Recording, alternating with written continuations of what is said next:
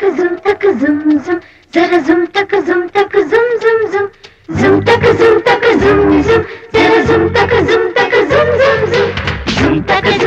zum जरा zum तक zum zum तक zum जरा zum तक zum హై రామచిలుకల దర్బారులు రాజహంసల రంగేడిలు వసంత కోయిల కచేరిలో వయ్యారి మయూరి సయ్యాటలో వైశాఖ పూశాఖ పందిళ్ళ సందళ్ళ అన్నయ్య పెళ్ళంట రారండ రామచిలుకల దర్బారులో రాజహంసల రంగేడిలో రామచిలుకల దర్బారులో రాజహంసల రంగేడిలో तक zum जरा zum तक zum तक zum जरा zum तक zum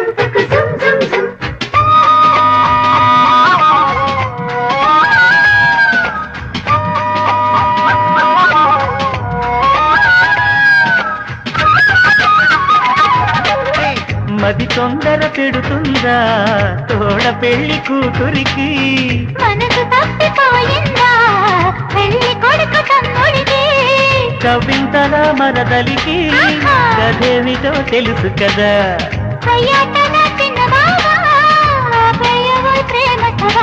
కోపంలోనూ కనిపిస్తుంది కొత్త అందమే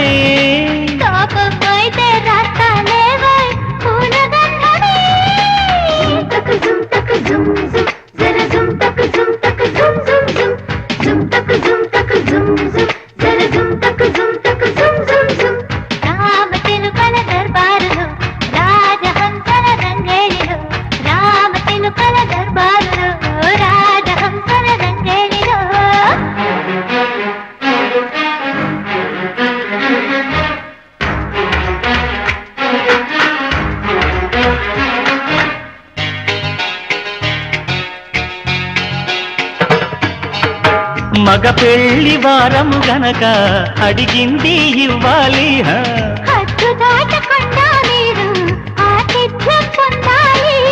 సంపెంగల పన్నీటితో సుస్వాగతం ఇవ్వాలి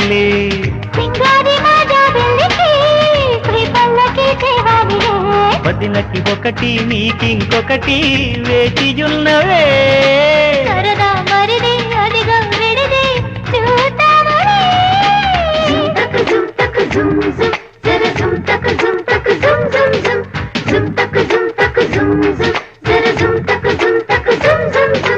రామచిలుకల దర్బారులు రాజహంసల రంగేడిలు వసంత కోయిల కచేరిలో వయ్యారి మయూరి సయ్యాటలో వైశాఖ పూశాఖ పందిళ్ళ సందళ్ళ అన్నయ్య పెళ్ళంట రారండ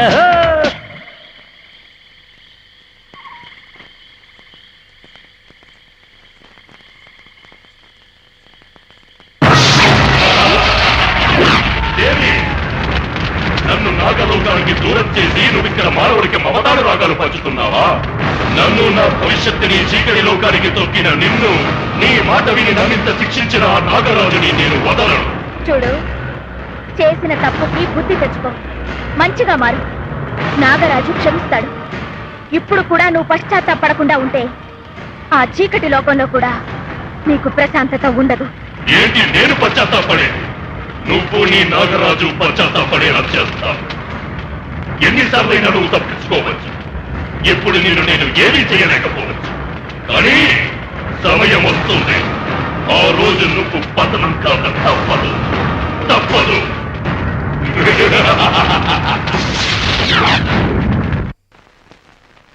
అక్కడ పెట్టండి.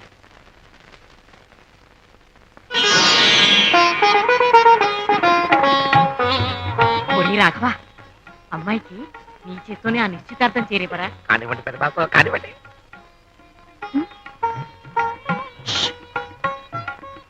ఆగండి, మీతో మా కుటుంబ విషయం ఒకటి చెప్పాలి.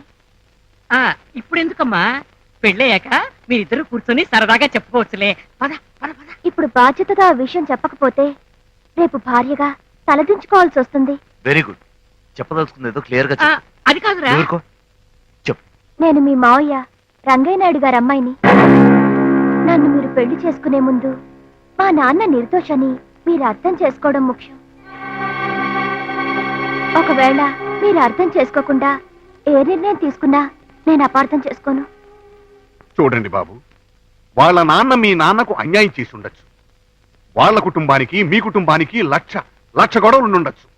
అది కడుపులో పెట్టుకుని అభంశుభం తెలియని దాని జీవితాన్ని నాశనం చేయటానికే కదా ఈ నిశ్చితార్థం నాటకం ఆడుతున్నారు.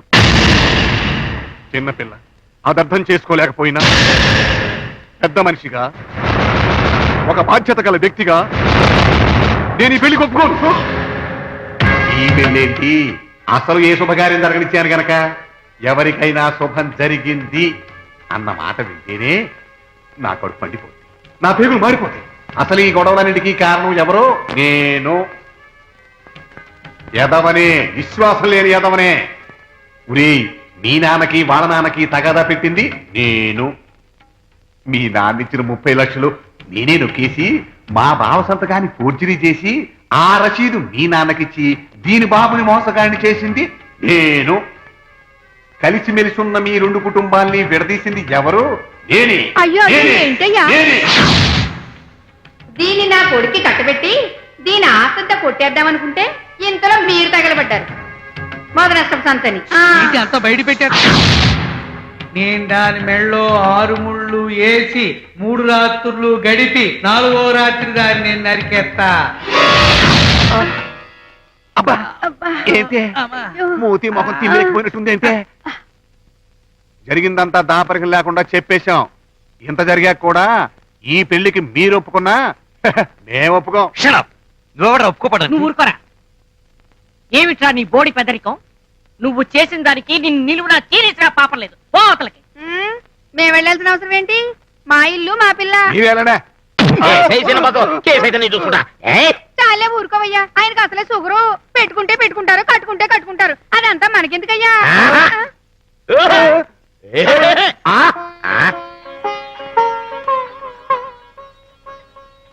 ముహూర్తం దాటిపోతుంది.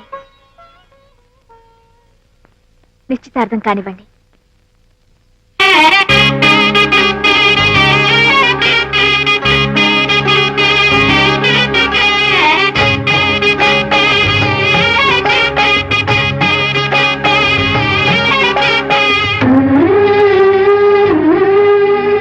బంగారు పడగయే అభయహస్తమునీయ జరిగేను కళ్యాణము. అనురాగ బంధమే వైభోగ యోగమై వెలిగేను సౌభాగ్యము. దేవి ఆశీసులే పసుపు కుంకుమలై, దేవి ఆశీసులే పసుపు కుంకుమలై, కుదరన్ని సుదరులకు వేద ఘోషలునై, మహిమలన్నీ కలిసి మాంగళ్యమై వెలసి మెరిసే మంగళ సూత్రము.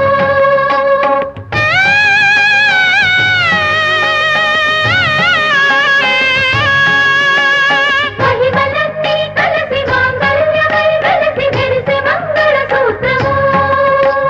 పరవశించిన నీ వధూవరుల ఆకాశమున వెలసి దేవి ఆనందాలు, ఆకాశమున వెలసి దేవి ఆనందాలు, ఆకాశమున వెలసి దేవి ఆనందాలు, ఆకాశమున వెలసి దేవి ఆనందాలు.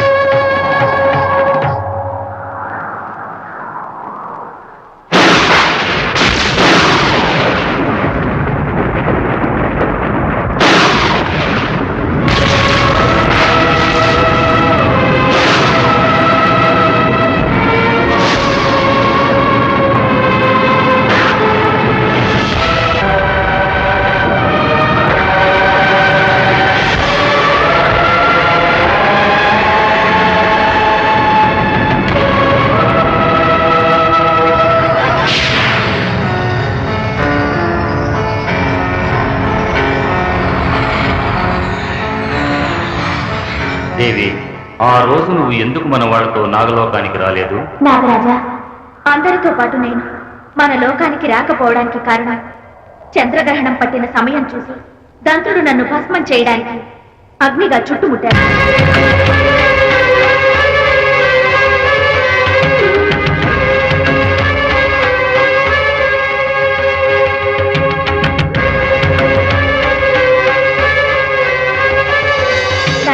రక్షించే ప్రయత్నంలో ఒక అమాయకురాలి తండ్రి మరణించాడు. ఆ అమ్మాయిని లోకులు దురదృష్టవంతురాలన్నారు. బంధువులు కబళించడానికి పొంచి ఉన్నారు.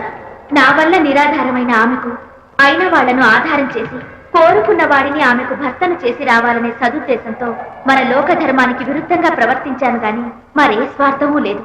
ఈ రోజు సుశీలకు శుభకార్యం జరిగింది. నా ప్రయత్నం ఫలించింది. నాకెంతో ఆనందంగా ఉంది.